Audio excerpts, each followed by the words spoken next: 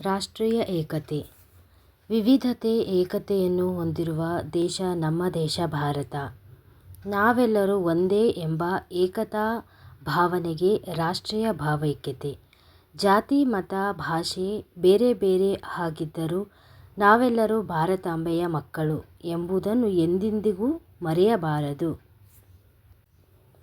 ನಮ್ಮ ದೇಶವನ್ನು ಅನೇಕ ವರ್ಷಗಳ ಕಾಲ ಬ್ರಿಟಿಷರು ಆಳ್ವಿಕೆ ಮಾಡಿದರು.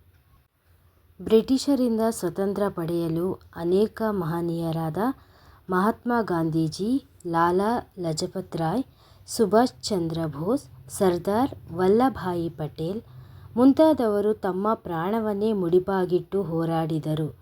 ಅಂತಹ ಮಹಾನ್ ವ್ಯಕ್ತಿಗಳ ದೇಶಭಕ್ತಿಯ ಬಗ್ಗೆ ತಿಳಿಯಬೇಕು.